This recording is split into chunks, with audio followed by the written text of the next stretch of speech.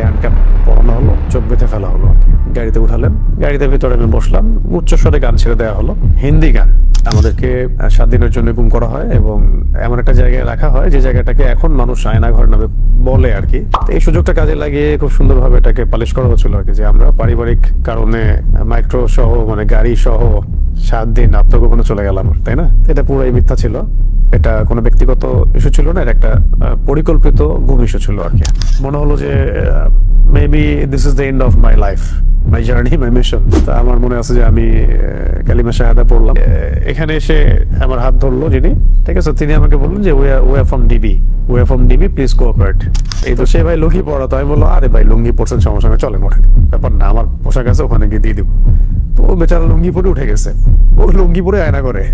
আমাদের গাড়িটা তার মাদ্রাসার গেটের সামনে ব্রেক করলো, আর এখানে ফোন দিয়ে বলবো যে গেটটা খোলো। ফোন ডায়াল করার মধ্যেই এই 4-5 মিনিটের মধ্যেই আর কি 2টা বা 3টা হয়তো বড় বড় এই মাইক্রো টাইপেরই হবে, হাই প্রোফাইল গাড়ি আর কি, এরকম কিছু গাড়ি দাঁড়ায় গেল এবং ওদেরকে আগে উঠাই ফেলছে গাড়ির মধ্যে। ভেতরে যদি আপনাকে মারাও হয়, পিটানো হয়, বাইরে আপনি সাউন্ড যাবে না যদি আপনি চিৎকার করেন।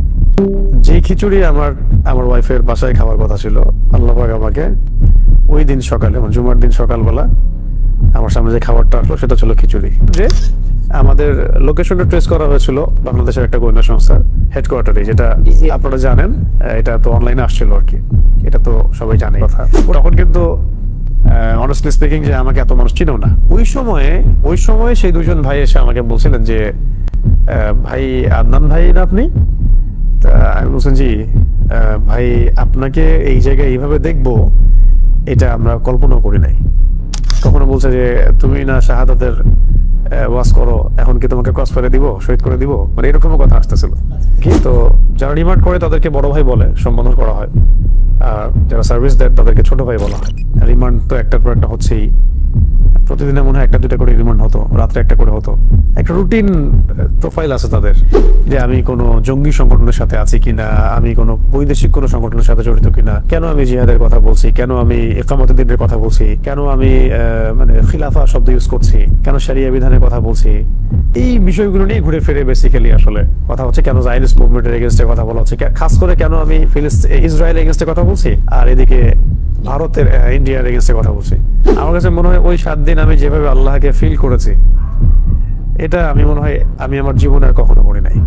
তিনি বলছিলেন যে তোমার এগেইনস্টে 2 জন আলেমের বক্তব্য আছে আমাদের কাছে। তার মানে আমরা বিষয়টা কি বুঝলাম, যে এই তাগুতি শক্তির, তাদের আন্ডারের এই গোয়েন্দা সংস্থার এবং তাদের মানে যে চেইন অফ কমান্ড, তাদের মধ্যে এমন কিছু লিঙ্ক আছে যেটা দাড়িটুপিওয়ালা মানুষই আপনার এভিডেন্স হয়ে কাজ করতেছে, যে অমুকে জঙ্গি, অমুকে খারেজি, অমুকে উগ্রবাদী, তাদেরকে বুঝাই দিচ্ছে বেসিক্যালি এই মানে গ্রুপ অফ পিপলটাই।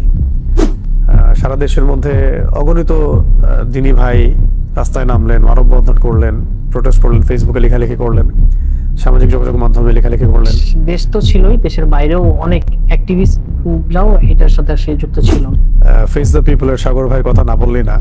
দীর্ঘ সময় আমরা সেটা ওইভাবে অনলাইনে বলতে পারি নাই। তার ভূমিকা এখানে অনেক বেশি আছে। তিনি যে মিডিয়াতে এটাকে উপস্থাপন করেছিলেন, আমার স্ত্রী সেখানে কথা বলেছিলেন, তখন এমন একটা অবস্থা ছিল যে অনেক পরিচিত আলেমও আমাদের সাথে সম্পর্ক ছিন্ন করছে বা চিনি না এরকম বলছে। নাম বললে আপনার অবাক হয়ে যাবে যে কোন আলেম এগুলো বলছে, বলতে চাচ্ছি না এগুলো।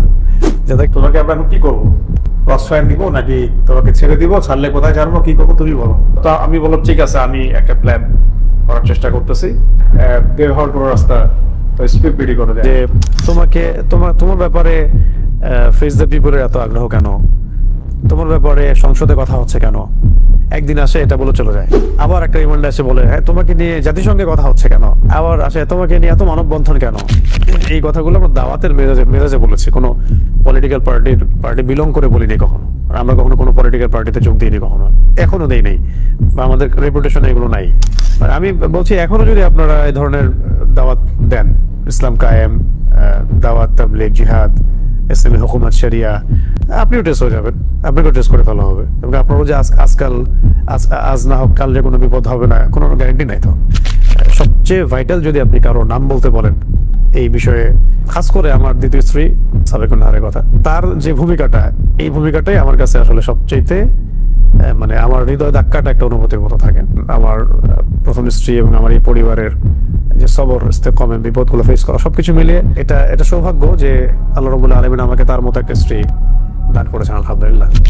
যদিও ওই 7 দিন ভয়াবহ এবং অনেক সাফার আমাদেরকে করতে হয়েছে, তারপর আমি আমার জায়গা থেকে এভাবে উপস্থাপন করলাম যে অন্য ভাইদের ত্যাগ, কোরবানি এবং তাদের উপর যে জুলুম, তাদের মাজলুমিয়ত দেখে আমাদের কাছে মনে হয়, আমরা 4 জন, আমাদের কাছে মনে হয় যে এটা তাদের সবচেয়ে ভালো আচরণ ছিল আমাদের সাথে।